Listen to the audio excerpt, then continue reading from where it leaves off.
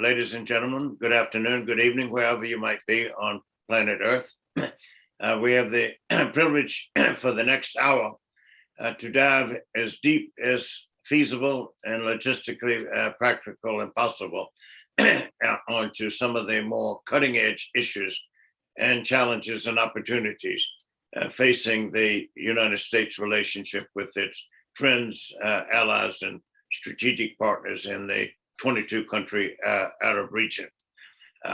We have at one and the same time a military political specialist, a career officer of 37 years in the U.S. Army Armed Forces with assignments and leadership roles in combat situations in half a dozen countries, and a former commander of forces in Iraq, working with the leadership capacity for NATO and related allies in Afghanistan, a former director of the United States Central Intelligence Agency, where he received a vote of 94-0 approval in the United States Senate.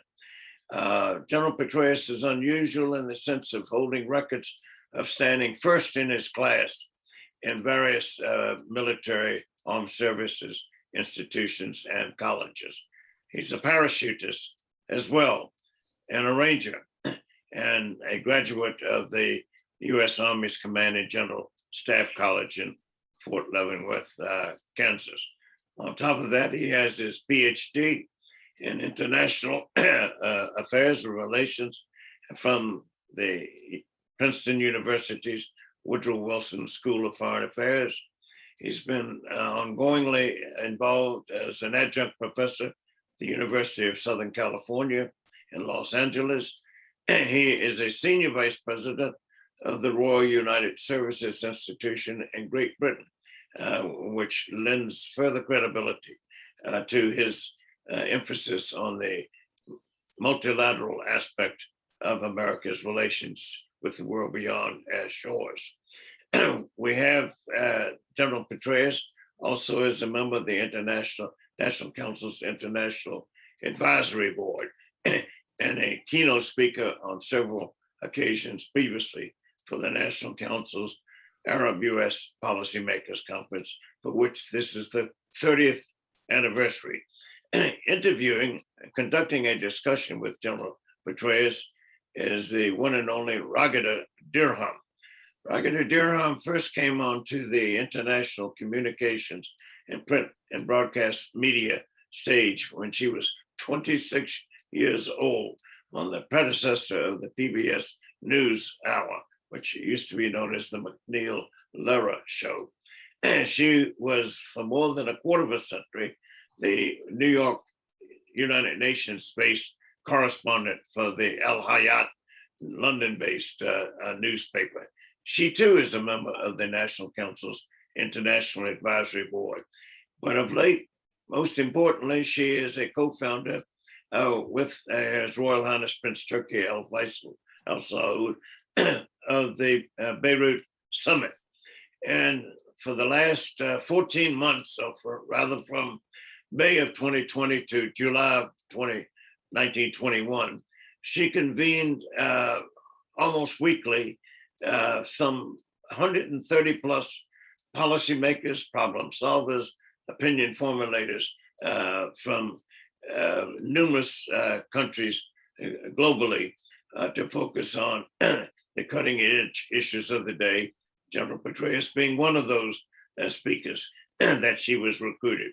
I know of no other international foreign affairs practitioner who has established a relationship of trust and confidence, of comfort and competence pertaining to East and West, North and South leaders. Please welcome General David Petraeus and his interviewer, Ms. Raghida Dirham. The floor is both of yours. Thank you so very much for this wonderful introduction, Dr. Anthony. It is an honor and a great privilege for me that this is the fourth conversation I would have with General Petraeus for the National Council on U.S.-Arab Relations, because it is such an important part of the Arab-U.S. policymakers conversation that is that looks forward and positively and constructively on what we need to do always to make it better. Thank you, Dr. Jean-Luc Anthony, and thank you, Pat Massino. It's obviously, this will always be a geopolitical conversation with General Petraeus. Obviously, we will have to focus a little more on the region, on the Middle East region and the wider Middle East region. So forgive me if I go a little bit short on the important other matters, such as China and American-Chinese relations, but we will touch on all that. And so having 1 hour ahead of us only, I'd like General Petraeus to start, with your permission, to address the issue of Afghanistan. General Petraeus, I know this is a very important issue to you, and not only in the matter of politics, but in the human dimension of it, and in the dimension of the importance of the American role, global role of the United States of America. So I'm sure that you would want to speak about that, but I'll get into specifics with you once I give you a couple of minutes to tell us what you want us to learn from you at the offset of this conversation. To you, General Petraeus. Well, thanks very much. Thanks for the kind introduction, Jean-Luc. It's always great to be with the National Council. Thanks, Raghuda, for doing this yet again. Look, I think the outcome in Afghanistan is a combination of heartbreaking. It's tragic in many respects, and I think in a number of ways it is disastrous as well.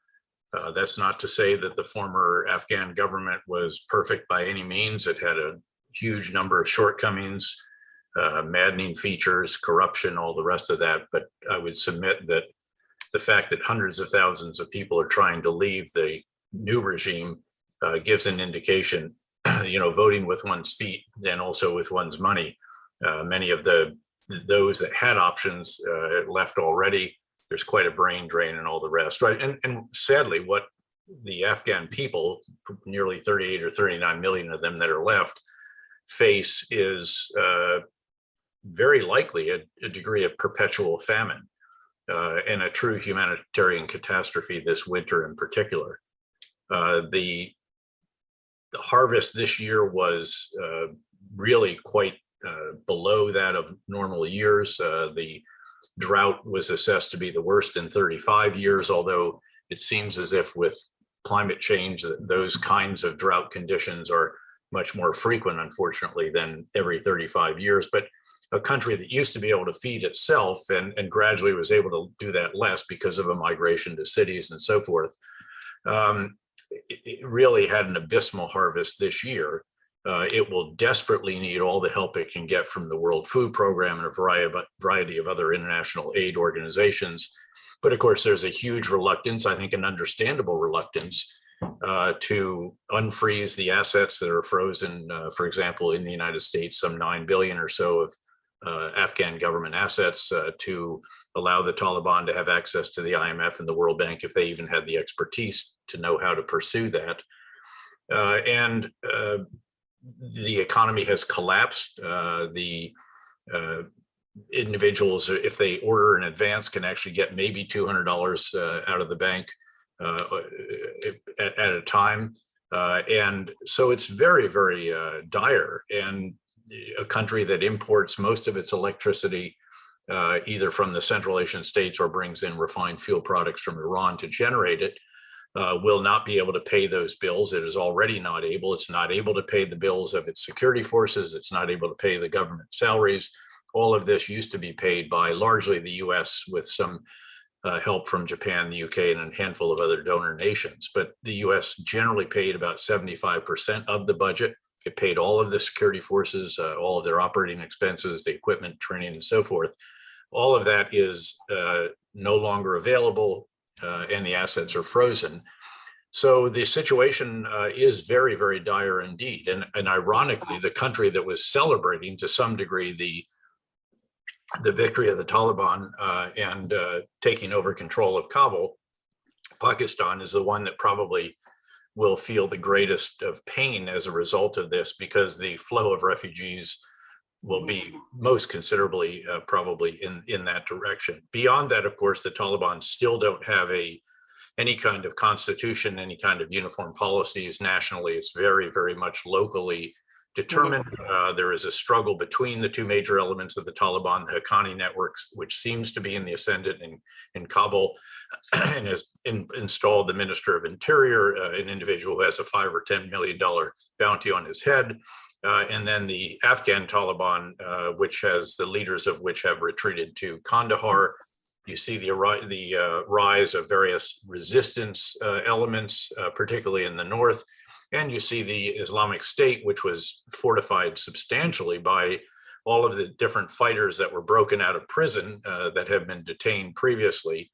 Now is also attracting some elements, ironically, of the former government forces because they are being pursued by the Taliban. So it's a little bit not unlike what happened in Syria when we didn't support the moderate opposition adequately. They decided to go with whomever it was that had resources and was fighting against the Bashar al-Assad regime, and they turned out to be more extreme, certainly in some cases much more extreme than the moderate opposition. So the dynamics in Afghanistan are very, very troubling, very challenging. And again, that's why I assess this to have been heartbreaking, tragic, and really quite disastrous. So let me, General, try to unpack some of these dynamics. Let me try to take it one piece at a time. Is the United States leadership so tarnished right now that it's not going to be easy to revive the global position of the United States, the reliance on the commitment of the United States? No. Is this? Go ahead, please. No, I don't think so.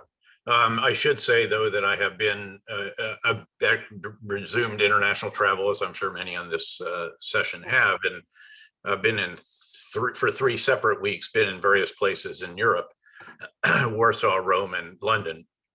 And I must say that I was quite surprised. I thought I understood how significant the U.S. decision to withdraw from Afghanistan had affected our relationship with our NATO allies that were all members of the coalition, most of which wanted to stay.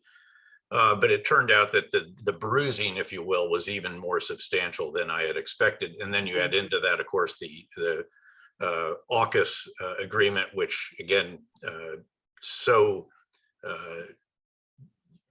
didn't fracture, but it really, again, very substantially bruised the relationship with our longest ally of all, France, without whom we may not have been able to win the revolution, that they withdrew their ambassador. That he's back, it's all coming back together again. That said, I think, again, this is an administration that has seriously bright people in it. You know them all well from their previous positions. They're back in most cases at a level a bit higher than where they were. Very experienced, very bright. They recognize the damage that has been done, and they recognize that they handed China an issue that China could then turn to the world and say, see, we told you the U.S. is a country in decline, and we told you that the U.S. is not a dependable power. So let me ask you about China. So in that regard, again, they are keenly aware that we must show ourselves to be dependable partners and to be a party a country in the ascendant, not in decline. And frankly, this is where the signing yesterday of the $1.2 trillion infrastructure package actually helps. I think the administration is correct in saying that more than ever before, foreign policy begins at home. We had to combat the pandemic. That's going reasonably well, fits and starts to be sure in various issues, but by and large going reasonably well. Bringing the economy back, it's coming roaring back, actually. In fact, the concern is, how transitory will inflation be or not. The infrastructure package is done. There will be another one that they'll try to get. That's much more uncertain. And then the real question is, can you bring the country back together somewhat so that the foundation on which you carry out your foreign policy is more solid than it was a couple of years ago? And I think that's the right approach. That is the correct observation. There's been some progress in that regard, but they obviously have some work to do. I have several quick questions, if you don't mind. Okay, one at a time. On China, is China potentially a beneficiary of what happened in Afghanistan, or is China probably a candidate to be yet another great power that falls in the what's so-called Afghanistan graveyard? I don't think China's going to rush right in. They've already had a bad experience in the past. You may recall that they invested very substantial sums of money in a copper mine just south of Kabul in northern Logar province. They frankly left it. They packed up and went home after they were on the receiving end of some rockets and mortar fire. In fact, during the time, as I recall, that I was the commander. So they're cautious. They do not have the kind of economic assistance model that we have, where they just give money to countries. They generally loan money to countries as part of the Belt and Road Initiative to enable countries to build infrastructure that they actually want to see built in a lot of different ways. They're very cognizant, as are all potential investors around the world, of the extraordinary lithium and rare earths and all the other mineral deposits, copper, everything. Afghanistan literally has $2 trillion or more of minerals in the ground. The question is, can you actually extract them? Is the human capital, is the physical capital, is the infrastructure, is the know-how, all of this, the lines of communication, and all of that really is not present. And they're very conscious of that. So the idea that they would rush right in and reoccupy or occupy Bagram Air Base or something like that was proved to be wrong, as many of us predicted. They will wait and see. Their biggest concern, keep in mind, is actually not the well-being of Afghanistan. It is the emanation of Islamist extremism from Afghanistan. That's what they're most concerned about. And so first and foremost, that will be their thrust. And indeed, they put another base into a neighboring country that is on that finger that juts up out of Afghanistan into Xinjiang. So that, I think, will be the approach. And they're not, again, eager to get in there at this point in time. They're going to wait and see, and they'll exploit it if they can, as any country should in their position, but not rush in. Right. So, General, there is a theory, probably you would differ with it, but it says that the United States' departure from Afghanistan is partially, at any rate, a premeditated step to leave the quagmire of the extremists, the terrorists, the potential fights between Taliban and Al-Qaeda, and this very vast place called Afghanistan that is quite uncontrollable, that it is a potential quagmire not only for the Chinese if they come in, but particularly for the Russians.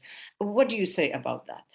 Oh, I think that's fairly nonsensical, frankly. The Russians are not going to rush right in either. They have had they had a very frustrating experience there. They'd like to be influential. They're going to do more with the Central Asian states. In fact, they just announced another measure with one of the Central Asian states. They have sought to regain their influence in the areas that used to be republics during the days of the Soviet Union. And indeed, there is a very strong affinity between the Central Asian states and Moscow. I mean, it's to Moscow that many of the elite of the Central Asian states go shopping or to get medical care or what have you. So there's long been that affinity, and it continues. But again, they also know the challenges of getting trapped in Afghanistan. The irony for the U.S. is that we could have managed the situation. You can't win it. And I think the challenge was that we were never willing to acknowledge that, I can't give you a timeline if we stay 5 years, 10 years, 20 years, that we will win and that you can actually walk away and it all stays standing. That was impossible to predict or to state with any kind of confidence. But keeping 3,500 troops, and you'll recall, I think it was last year, in fact, that I argued for a sustained commitment, sustainability being measured in terms of the expenditure of blood and treasure. And we hadn't lost a soldier until that tragic suicide bombing at the entry control point at Kabul International in the previous 18 months. So it seemed to me that was sustainable. Obviously, the decision in Washington, the commander-in-chief differed. And we are where we are. And again, the situation is going to be a very, very challenging one for those who are on the ground in Afghanistan. Do you worry, General Petraeus, that Taliban either will be forced to make a deal with Al-Qaeda or would lose control of Al-Qaeda activities in the neighborhood and against the United States? Well, I think it would be very, very unwise for the Taliban to do any deal with Al Qaeda, and I think the Taliban leadership recognized that. The challenge for the Taliban leadership is actually to actually govern the country and to provide security for it. I think they are already finding that it is much more difficult to be the counterinsurgent than it is to be the insurgent. Insurgents get to hang out in the hills, also to exploit the sanctuaries that Pakistan has provided all over the years for the Afghan Taliban, Haqqani, the Islamic movement of Uzbekistan, Al Qaeda, and others, in a combination of Balochistan and the federally administered tribal areas, North Waziristan in particular. And again, they can attack at a time and place of their choosing, then retreat back and wait until they do it again. The counterinsurgent, on the other hand, now that the Taliban control the country, they have to secure the entire country. They have to protect all major population centers, all important infrastructure, all bridges, roads that matter, and the rest. And it is much, much more difficult to do that. Then, by the way, they haven't paid their security forces. They don't have the funding for it. They don't have the operating costs. And although they received a lot of weapons and vehicles and so forth when they took the surrender of a variety of Afghan forces, they won't be able to keep these operating over time. So that is going to be the challenge that they face. You can already see them struggling to secure the country against the Islamic State, which has been carrying out horrific attacks, often targeting the Shia elements of Afghan society to try to stoke the kind of Shia Sunni, to try to stoke the kind of Shia Sunni strife that extremist groups have sought to do in the past. We saw that in Iraq as well. And then we're also seeing, frankly, that the resistance movement, the Taliban did not fully control the Panjshir Valley. In fact, it appears that they have retreated from parts, if not all of that. And there are various resistance elements in various locations in northern and central Afghanistan as well. So what happens if it falls apart? Tougher time. And again, I think they'd be very, very unwise. Keep in mind that one of their objectives has to be to get the $9 billion released to them, or do you encourage that? At least unfrozen with conditions, which is probably the way that you will see this unfold, that there will be a tranche of money that is unfrozen. It is funneled through, again, you pick it, World Food Program or one of the other international organizations that will say we can provide assistance directly to the Afghan people without empowering the Taliban. Because again, the domestic political situation in the US is not going to allow us to recognize or directly fund the Taliban. And that's understandable and correct. So these are the this is the context in which all of this is going to play out. And once again, I think you're going to see that the Taliban, who are trying to rule a country that is very, very different from the one that they governed so ineptly in the previous time, this is much tougher now than it was even then. So let me ask you about another neighbor, whether that neighbor is going to be a winner or a loser from the developments in Afghanistan, and I have in mind Iran. Well, Iran has always had a bit of an oar in the water in Afghanistan. It has supported to some degree certain elements of the Taliban that are operating in the provinces most contiguous to Iran. There is economic activity, certainly a good bit of trade, particularly in the western part of the country, in the area west of Herat.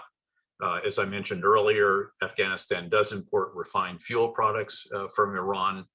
But by and large, I don't think Iran is going to be affected as much. It will be affected. It will have refugee flows. That has always been a case, even in good times, and these will not be good times. So you will see more refugees heading there than in the past. But I think the bulk of those refugees will probably end up going to Pakistan rather than to Iran. And the Central Asian states, by and large, are going to resist large numbers of refugees. They have been, and you got a pretty substantial river that defines a good bit of the border between Afghanistan and those states to its north. So Iran will seek also to support the Shia elements inside Afghanistan. It will have a relationship with Afghanistan. It will be present in Kabul, very likely. But I think the effect on Iran will be much, much less than the effect on Pakistan, which is going to be the country that will really feel the brunt of the outflow of refugees when this real privation beyond where they are already, which is very, very dire, but as that really sets in. Iran's sight is probably set more on Iraq than on Afghanistan, given the Iraq, Syria, Lebanon, Yemen, you know, a few other locations. Yeah, right, no, I mean, the Shia crescent has always been seen as being to the west of Iran, not to the east of Iran necessarily. Although, as I mentioned, there is a relationship that does exist between Iran and certain elements of the Taliban and certainly the Shia community.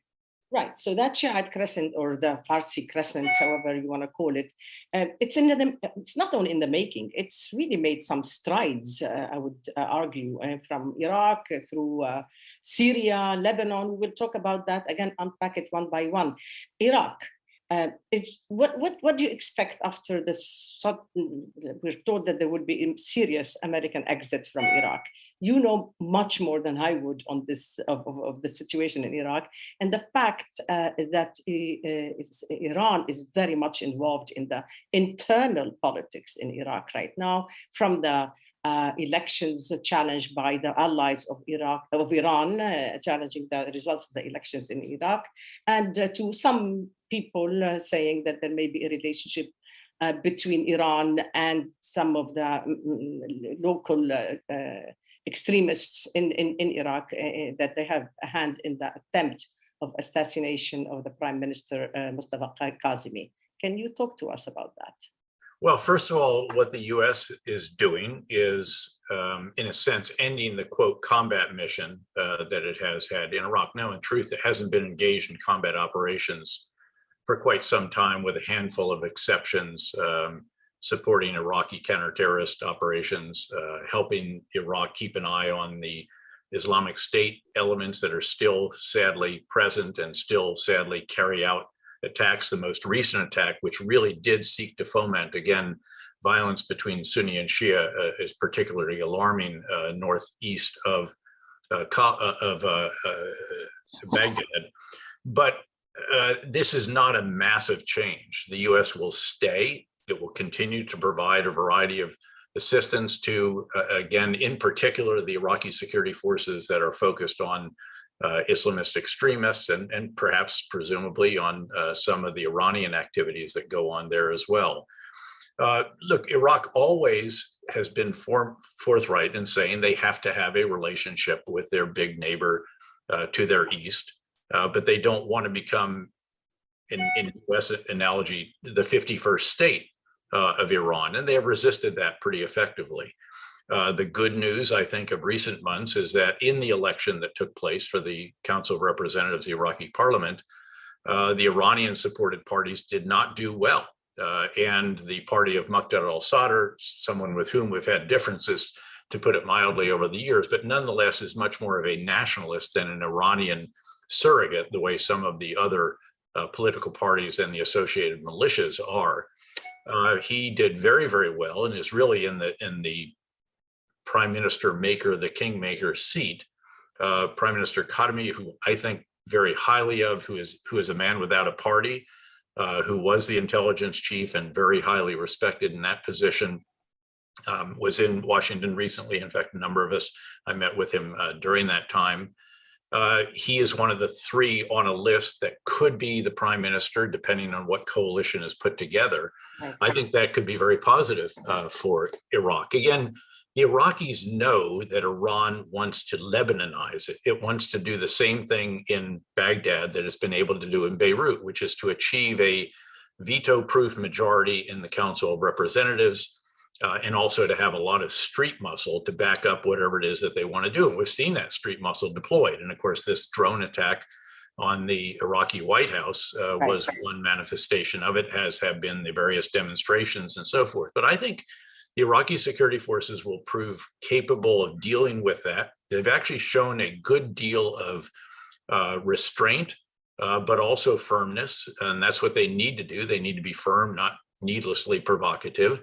as the process of government formation goes forward. And my hope would be that we could see the very good combination of the current president and also the current prime minister continue, and that ideally you'd see a few less of the less competent ministers of the various ministries, while retaining some of those that are competent and have demonstrated the professional expertise that one would really want in those ministries, so that the Iraqi government for the first time can actually provide its people the kind of competent governance, the kind of basic services, the kind of legislation and all the rest of that, that they have really not been able to provide, even though they have had, I think this is now the 6th maybe peaceful transition of power, which in and of itself is not trivial in the Middle East. But hopefully, again, touch wood, inshallah, and so forth, that the land of the two rivers can see more competent governance. And of course, they're buoyed at this point in time as well by the price of Brent crude that is still over $80 a barrel, which is a huge plus for them, even if it may be a negative for climate change. With the withdrawal of the American interest from at least the extent that it used to be from Iraq, and I will also ask you about Syria, because there is at least, you said that there would be a stay, but not the stay of the past. That doesn't cover Syria. I think Syria is an entirely different situation. We'll get to Syria. Although again, what we're doing there is very much still supporting the Syrian Democratic Forces, and then just overseeing the refugee camp at Al-Taf. So I think there's a keen awareness. By the way, keep in mind what I said very early on, and I'm glad you brought out the point that, is the U.S. a dependable partner question is a crucial question, because it's what hinges deterrence. For example, the most important relationship in the world is that between the U.S. and its allies and partners and China. The most important element of that is to avoid conflict. The way you avoid conflict is by deterrence. Deterrence is a function of an adversary's perception, a potential adversary's perception of your capabilities and your willingness to employ them. Our dependability as a partner is wrapped up in that willingness to deploy them. And those in Washington know that the withdrawal from Afghanistan did call into question somewhat, just as, by the way, you'll recall the red line in Syria that was not a red line also had reverberations around the world. The statement that Bashar al-Assad must go and then we don't make him go has reverberations. They are keenly aware of that. And by the way, one reason that AUKUS came out so quickly after the withdrawal was just to show that, we're still engaged. We are engaged in new initiatives, new endeavors. So in that case, I think, again, the U.S. is going to go to pains to show that it is still very much engaged. It is a dependable partner because we have to, in a sense, reassure allies and partners around the world, some of whom were quite upset that we basically informed them what we were going to do on Afghanistan rather than truly consulting and discussing with them how we were going to do it. I just want to really just have a number of clarifications I want to ask you about kindly. Can you tell me how big is the withdrawal or the stay of the US forces in Iraq and Syria? And just because we're talking about US forces, can you just tell me what are you projecting? How do you read where the Biden administration is going with this? I think it's a pretty modest reduction of forces in Iraq. It's more, again, about the missions that they're going to perform in the future, which will not be combat missions. They will be more train and equip, advise and assist, and in some cases enable Iraqi security force members, particularly as they keep an eye on the Islamic State and any other Islamist extremists, where it's in our mutual interest. And Syria, I don't know if plans to draw down in Syria. I think the inclination in Syria is to figure out how can you sustain what we have. Again, there's a keen awareness. If we withdraw our again, training, equipping, advising, assisting, and enabling of the Syrian Democratic Forces, that those forces will be under enormous pressure from many different directions, from the regime, also from our NATO ally, Turkey, and certainly from within, if you will, by the Islamic State. Well, let's talk about Syria, and then I may want to go back to Iraq a little bit, but let's talk about Syria since we are there. The impression is that Bashar al-Assad is back. back with the help of a lot of players. Certainly Russia first, because that is Russia's preeminent area in the Middle East that it cares about. But also you'll see like King Abdullah of Jordan is normalizing with and pushing for the normalization with Syria. You see that the Biden administration is allowing some exemptions of the Caesar's Act, which is the law of the Congress, but whether it is through visits or whether it is through the electric route that is being approved from Egypt through Jordan, through Syria to Lebanon under the notion that this is for humanitarian aid in Lebanon, but it is an exemption of the Caesar's Act. And Bashar al-Assad seems to be very well in his skin that, the region and the United States are saying, well, if he's back, we're going to adjust. What do you say, General Petraeus? Well, there have been some incremental actions in that regard, and I think you probably could have included some Emirati outreach in recent weeks, in fact, as well as part of that. And clearly there is a reassessment going on. Certainly the assessment of a number of years ago that Bashar al-Assad was teetering on the throne proved inaccurate, largely because, again, Russia came in and stabilized him there. And there are clearly efforts that are designed to try to reduce Iranian influence in Syria. Yeah, you will have seen that Bashar made some statement, an IRGC commander had to be withdrawn from Syrian soil. That's a big deal. Now, what's going on there is you have another element in this, which is becoming more prominent, and that is the evolution of the relationships fostered by the Abraham Accords. Right. And Israel obviously is very concerned about Iranian beachheads in Syria. It has been attacking them. It's been announced all that. It's all been very public. But again, very, very concerned about certain industries and so forth that Iran has tried to establish there in manufacturing plants or assembly plants or what have you, that would have dire consequences for Israel. And so with their new relationship, of course, with the Emiratis, with the Bahrainis, and really also some others behind the scenes that you can imagine, you are starting to see some of these kinds of initiatives of, so it's more than triangular, it's multi-sided, if you will, but that is yet another of the factors present here of how do you marginalize Iran? And so the question is, what is your priority? Is it that Bashar al-Assad must go, or is it that Iran must go? And if the priority is that Iran must go, then again, you might be more willing to allow him. But again, from a US perspective, our concern, needless to say, first and foremost, still probably is the Islamic State remnants, because the reason we went into Syria at the end of the day was because of the Islamic State caliphate that was established and the threat that it posed to the Kurdish regional government capital, even to the Iraqi capital at one point in time, and certainly to our NATO allies and partners in Europe. That has been eliminated. Islamic State has been defeated, but there are many, many remnants of the Islamic State. And of course, those very large refugee camps, tragically, are incubators of extremism that we've been unable to resolve because countries don't want their citizens back from those locations. That's on the one hand understandable, but on the other hand, very frustrating. So you have all of these different factors and dimensions that are present.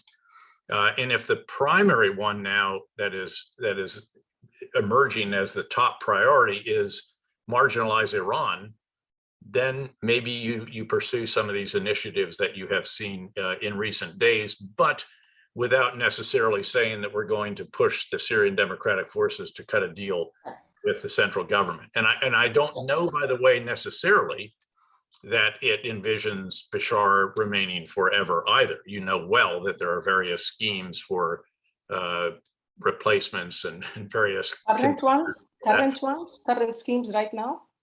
Well, and again, I'm not talking about government schemes. I'm talking more about sort of conceptual ideas that individuals have had about, how you could go forward. And that's been ongoing for years, actually. So let me take something that's very interesting to me. I even wrote about it in my last column, actually, and I'm very curious about your thoughts on that. So if we take a look of the process of normalization with Israel under the Abraham Accords with several Arab countries, and some are apparently looking into it as well. We have about 6 countries. And then you put that together with the normalization process that's going on with Syria's Bashar al-Assad at the same time. Do you find a relationship between the two? That's A. And B, do you think that Iran will be a loser actually as a result of that, or will be brought in? And Hezbollah in particular, will Hezbollah lose its raison d'etre if this relationship produces a result? That is the normalization with Syria on one hand and the normalization with Israel. Please go ahead. Well, look, first of all, I think when you talk about Hezbollah, you have to talk about Lebanon, and you have to talk about Iran's effort, again, to Lebanonize Lebanon. In other words, to, again, achieve the kind of political clout that they have achieved in the Lebanese parliament, in the influence that they have in governmental affairs, and the street muscle that Hezbollah can generate as well. Now, some of that has been tarnished as a result of a variety of different calamities that Lebanon has experienced, and also some of the violence and et cetera, but not sufficiently, in my view, unfortunately. Hezbollah much less, I think, invested, if you will, in Syria. They were there because Iran said, look, we fund you guys, get in there and prop up Bashar al-Assad and get on the front lines in some cases and try to avoid help him avoid defeat. They took a lot of casualties on that, as you know. It was not that popular among the mothers of Hezbollah soldiers, certainly, who saw their sons come home in caskets. So I don't, and they have gradually reduced what it was that they were doing there. So I think I would disconnect the Hezbollah interest in Syria from all of this and focus it really on what they're doing in Lebanon and their always present desire to cause problems and destruction in Israel. But my question was about the interrelationship between the two processes of normalization, with Israel on one hand, with Syria on the other hand. Well, the other one is much more prominent, I think, and that is, again, where you see the intersection of the Abraham Accords, where Israel very, very much, and rightly, and we and a lot of different countries want to reduce Iran's influence in Syria. Again, Iran would love to Lebanonize Syria as well. It's a little bit different circumstance, needless to say, but they would like to have the kind of political influence and street muscle there that would give them a sense of control that they have to a degree, of course, in Lebanon, particularly southern Lebanon. Because again, obviously the Shia crescent stretches from Iran through Iraq, central Iraq, if you will, Syria, and then down into southern Lebanon. That's right. And they want to solidify that in any way that we can. So again, obviously that's what they're trying to do. And Israel wants to avoid that, as do the other Arab nations of the region. And those that are part of the Abraham Accords are discussing that directly. Those that are not are probably doing it indirectly and behind the scenes. Yeah. And you but see the impression is general that are being pursued. Yeah, the impression is general, is that actually, and you may want to challenge this completely, is that Iran is actually winning in establishing that crescent. It has control, substantial control in Iraq. It has quite a lot of influence in Syria, and it has practically full control of Lebanon. And the notion is that now with the JCPOA, with the nuclear deal being discussed, and they say about to be done, the impression is that this is going to embolden Iran, to strengthen Iran, rather than to reduce its influence or to cut off its plans for the crescent. Well, no, I would challenge that. I think, as I mentioned, it has suffered some setbacks in Iraq in the election. That outcome was certainly not what they had hoped for. They had wanted to solidify, again, the grasp that their parties have in the parliament, and that did not take place. In fact, it solidified their major Shia opponent, the party of Muqtada al-Sadr in the coalition that he can probably put together, which will not include, one would imagine, the Iranian-supported parties and associated militias, which is very positive for Iraq and for the Iraqis, and I would say for us and the Arab states as well. Again, it's not done. There are lots of challenges and hurdles and so forth that Iraq has to get over in the weeks that lie ahead in the government formation process. Then they have to actually get it through the Council of Representatives, get the ministers seated and all the rest of this. But again, that's positive in my view, not negative. And then I would argue that in Syria, very modest positive actions with respect to reducing Iranian influence. Now, again, that if your premise is that the number one objective is to reduce Iranian influence, and as I have noted, there are some other pretty substantial objectives that we have there as well. Russians would want that as well, General? What's that? The Russians would want that to reduce the Iranian influence in Syria from your point of view? Again, there will be some probably an inclination in that direction, not enough to undermine Bashar al-Assad. But again, keep in mind that Russia's primary interest is to keep him on the throne, keep that regime in charge as a client state of theirs that buys their weapons and all the rest of this. And so again, from their perspective, and oh, by the way, they have some relations with, of course, some of the countries in the region and both Arab and Israel. So again, this is a really complicated mix of factors when it comes to Syria. And therefore, there's a number of different combinations and permutations that could come out of that. And it depends how you rack and stack your priorities in terms of the objectives relative to Iran or the Islamic State or Bashar or Russia or Turkey or what have you. I have 10 minutes and I have millions of things to ask you about, including what Iran do we expect in the post, if it happens, the JCPOA. But I want to focus on Lebanon because you kindly brought that up. And then I want to speak about Turkey and the Gulf. So we're going to have to be a bit quicker. So on Lebanon, we have an impression here as I sit in Lebanon is that the world has just sort of deserted this country and just agrees to give it to Iran and to leave it in the hands of Hezbollah. And as you know, not even an investigation can be performed. The judiciary is being aborted. Even the man who's in charge of the judge who's been appointed to do the investigation is the man who's right now being attacked, and they're going to want to bring him down. And we don't feel there's enough support from the United States, in particular for this country called Lebanon. First, do you think it's enough support, and why don't we see more? And secondly, what happens if you lose Lebanon, if we lose Lebanon? Well, I don't know first of all, I don't even know what lose Lebanon means. To Iran and Hezbollah. Again, Hezbollah is what it is. It's not going to win or lose. It's going to retain a foothold. Look, the tragedy is that Lebanon is either now or on the threshold of being a failed state. And the frustration with the governing elite, I think, is legitimate and real. You even see, of course, the kingdom has backed away from Lebanon, which used to be a big supporter. Is that good or bad? I mean, even when the elites leave Lebanon, it was a source of big revenue of support. And when any support is withdrawn, obviously it makes it more difficult for those who are trying to just keep the lights on.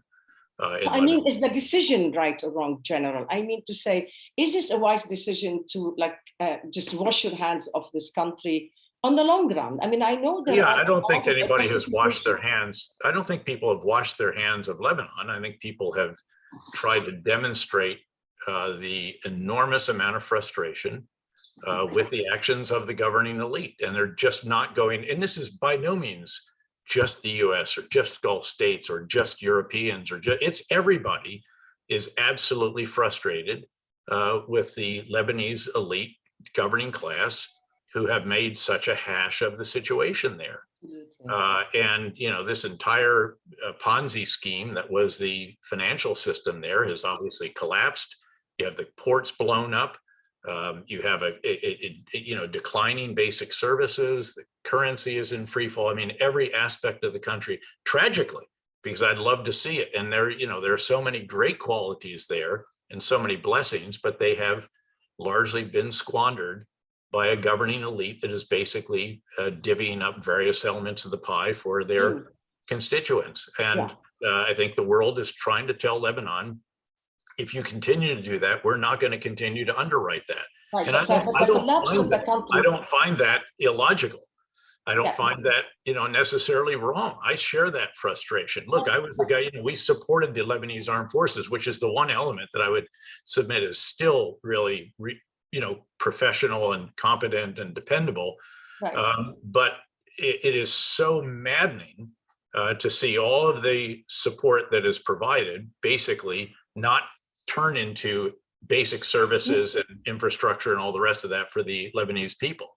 It's a given, and the Lebanese people agree with you 100%. It's just, how is the collapse of a country a logical thing to stand by and let happen when it is on the borders of Syria, on the borders of Israel, and when it is really a country that is, it has its own place in history as well. Why is the collapse a good solution? Just I don't think the collapse is a good solution. Because the Lebanese people are really paying the price of their ruling elites, of the Hezbollah control, of the geopolitics and in general, of the regional equation. What to do about it? A collapse is not an answer, General Petraeus. Well, I agree with you. The answer is for the governing elite to finally get serious about undertaking reforms, which is what the people are demanding as well. But I think that the countries of the world are not going to continue to pour resources into a system that funnels those resources into the pockets of the political constituencies that these different entities represent, unless there is a sense of real reform. And that's just a reality. That is the context in which this is playing out. But we don't want to see a collapse. That's not what the desirable outcome. But unless there is reform, you can't pull that country back from where it is. And so the challenge is going to be that the elite finally is going to have to come to grips with the need for reform. If they cannot, then you'll see a continued exodus of citizens from Lebanon, tragically. Yeah, I'm afraid to tell you that that's not going to happen. They're not going to let go. Unfortunately, I know them, I see them, I know what they're doing, and unfortunately, I have bad news for you. They're not going to reform, and they're not going to give up their power. Anyway, I need to move on to other things. Unfortunately, I'd like to stay with Lebanon, but it's not possible. We have no time to do that. Yemen, is it being at least discussed in a way, on its way to a resolution in the conversations that are taking place between the Saudis and the Iranians from your point of view? Do you know anything about that? What do you see on Yemen? Well, the problem in Yemen, from my perspective, from the very beginning, has been the Houthis. The Houthis did not get what they wanted in the election a number of years back. They decided to demonstrate. They still didn't get what they wanted, so they decided to invade Sana'a, basically, ran the elected government out of Sana'a, then ran them out of the entire country, much to the surprise of the supporters of that government. And you've had a situation ever since then where the Houthi just have not been willing to discuss. Yes, there have been lots of tragic, terrible cases of civilian loss on the side of Houthis and on both sides, certainly, without question. But all of this, again, if the Houthis are not serious, and I fear that right now, especially with the evacuation very recently in the port of Hodeidah, that they feel that they are getting what they need on the battlefield. Why should they give in in the world of diplomacy? So the special representative and others are trying to negotiate from a position that is not as strong as one would hope. And here you have a frustration of those that were supporting the legitimate government, if you will, the elected government, with what that government and its forces have done. And another case that is, a failed state already, and whether you can put it back together again or how you put it back together I think, very much in question. But if the Houthis are not willing to negotiate, and if they continue to attack the Saudis in the way that they have, I see very little prospect for a good outcome there. Unfair as it will be, not maybe, I need you to give me 1 minute for each of these following dossiers, if you will. The Palestinian question, Palestine. Is it written off, or do you think? I don't think it is. I don't think it is at all written off. It's just that the context, the conditions are not present. By the way, on either side, especially on the Palestinian side, with whom would you negotiate? Who actually represents the Palestinians at this point in time? Why are they pursuing these crazy policies where they, the pay for slay kind of thing that just plays into the hands of critics of the Palestinians? So again, I think the Palestinian political situation is considerably less propitious for any kind of agreement than, frankly, is even the Israeli side, which actually got a budget passed, the coalition, contrary to the projections of many. You think the Abrams Accord will be, in the final analysis, good for the Palestinians? Well, it actually did forestall an action that was contemplated. And the annexation. Yeah. So, I mean, in that sense, that was a very significant action. And that was the part of the reason, of course, that Ambassador Youssef actually published that op-ed in the Jerusalem Post. And that turned out to be a catalyst for what evolved into the Abraham Accords. Libya, 1 minute on each of these things. I beg your pardon to tolerate. Well, touch wood on Libya, that we can get through the elections, that you can get more of the external forces out of there, that you could actually have a coming together, and that there would be a recognition and acceptance of the results of the election, and you could bring the country again into a more united position. Again, I'd touch all wood and sight on that. But it is moving. Again, and it is more positive, certainly, than negative in recent months. Saif al-Islam al-Qaddafi nominated himself for president. The name, there's name recognition, certainly. All right, I'll leave it at that. Sudan. Oh, gosh. Again, such another tragic situation where you have, again, is the military really going to give up, take its hands off the reins, really transition? And of course, our envoy has been out there, and also out there, and Ethiopia would be another one that we could mention in that particular region. Both of these really tragic situations where just even a year or two ago, in each case, there was a degree of hope. And I hope we can get back on track in Sudan. Obviously, the people are going to suffer as a result of this. And then in Ethiopia, the tragic situation there of a country that had the brightest prospects in all of Africa among the 4 large countries, the 4 large economies. And just a few years ago, the prime minister was a unifier and a recipient of the Nobel Peace Prize, and now he is imprisoning journalists. Again, it's just a tragic situation. Turkey is Turkey going to be a strategic loser or survivor? Well, certainly the economy of Turkey, which is something we really need to focus on, has obviously suffered in recent years as a variety of different policies have been pursued that have made it less of an investment destination, have devalued the currency. I mean, again, the situation there has become, again, much more negative from a perception of those that might invest there. And that's tragic for that country and our NATO ally of many, many decades. Robert Malley, the envoy of the Biden administration, is in the region, in the Gulf region, I think probably in preparation for the talks, the resumption of the talks in Vienna on the 29th, and what people think is a done deal on the JCPOA. Address both things for me. The Gulf reaction, the Gulf states, where do they sit now on this? And will there be a JCPOA, a new JCPOA? Where are your bets on this one? Well, first of all, let's recognize that Iran is closer to having enough weapons-grade uranium for a nuclear device, probably closer in terms of its knowledge, certainly many, many more medium-range missiles, than it was before the previous JCPOA. And remember how concerned we were then. Remember that there was a sense then that they were within months of actually the potential breakout or the potential development of a nuclear device. They're much closer now. They have 60% enriched uranium, not just 20%. Of course, weapons grade is roughly 90%.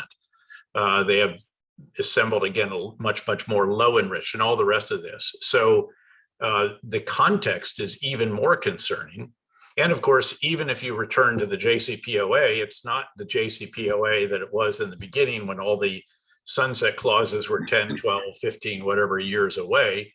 Now they're 4 or 5, again, and so forth, years away, which is why, of course, they were always saying we're going to go longer and stronger.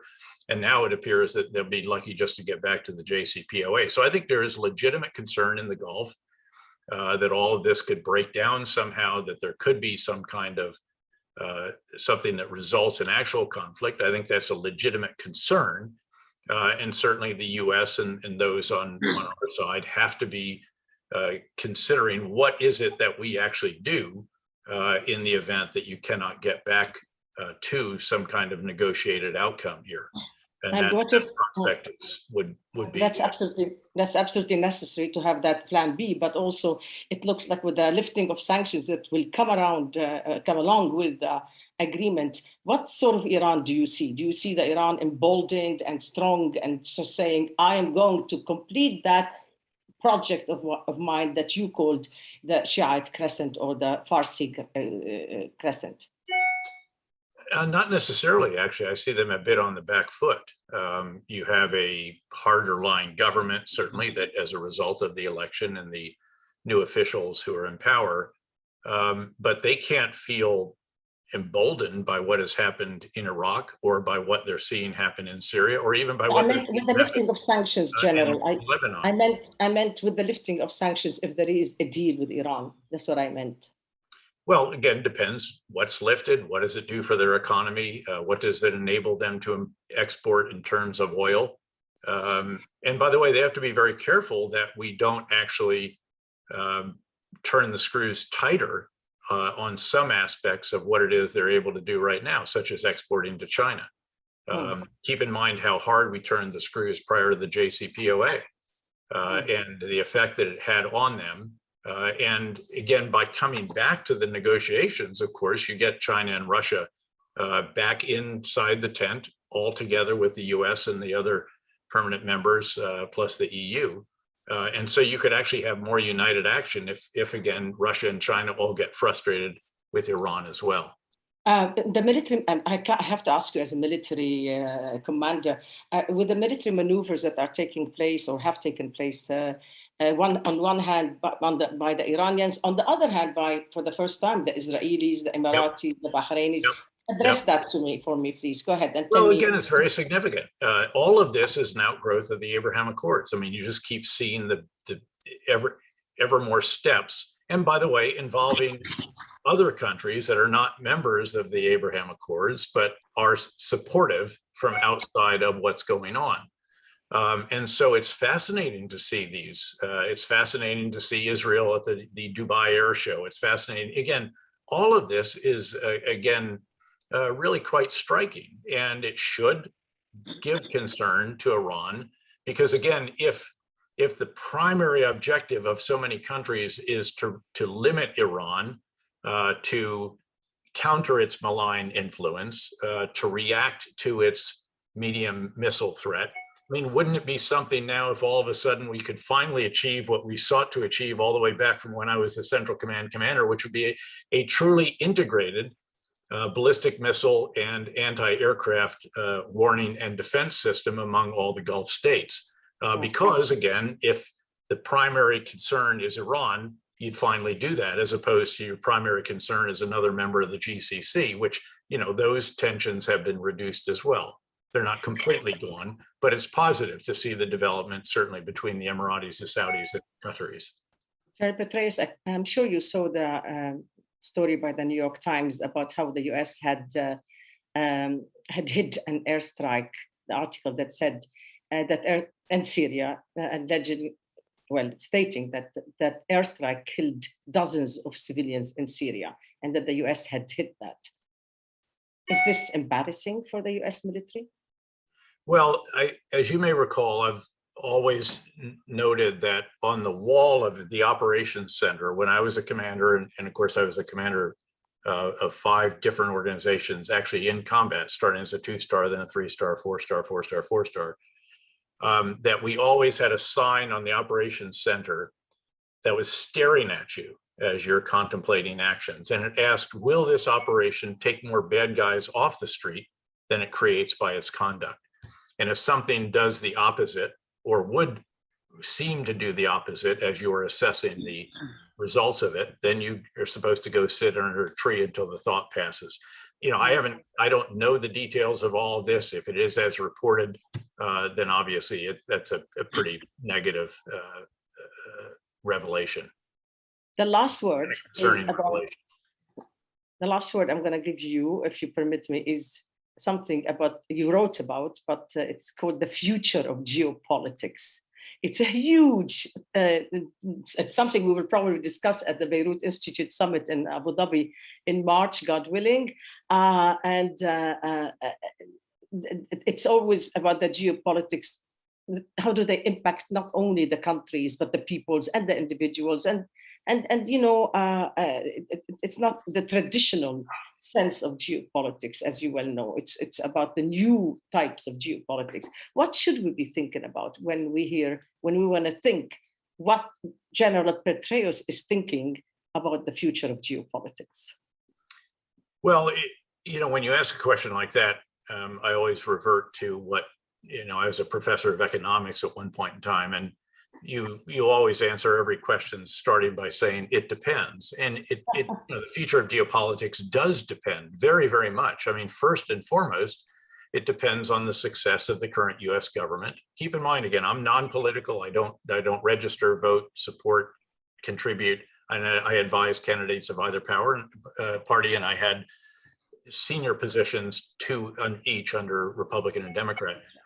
So it depends. How successful is the US in combating the pandemic, bringing back the economy, investing in infrastructure that improves productivity of American workers, and bringing the country together? And the jury is out on that. There have been some modest steps forward in that regard, particularly the signing yesterday of the $1.2 trillion infrastructure bill, which is not modest. That's big. That's something that eluded every previous government as long as I can remember, right. Particularly certainly the Obama and also Trump governments. You know, President Trump had infrastructure week repeatedly. We never had infrastructure signing at the White House as we did yesterday. And then what are the prospect for the follow-on, which is more of a social package, but includes some considerable investment in human capital. So that's Washington. What about Beijing? It's pretty clear that especially with the result of the 6-party plenum, that President Xi is going to be, he's elevated to a level that is, you know, really only achieved in the past by Mao and Deng Xiaoping to a degree. He will be reelected presumably in October 2022 for a third 5-year term, with a prospect perhaps even of another 5 years after that. What is the decision making in Beijing? Is it going to be a bit more cooperative, more constructive, more mutually beneficial, or will it be again something that is much more competitive or what have you? And again, so it depends. And all of this, I would say that the lesson of the pandemic that we should take, I'm not sure we have completely, but what we should be taking from the pandemic is the recognition that you have to work together, that no country is safe.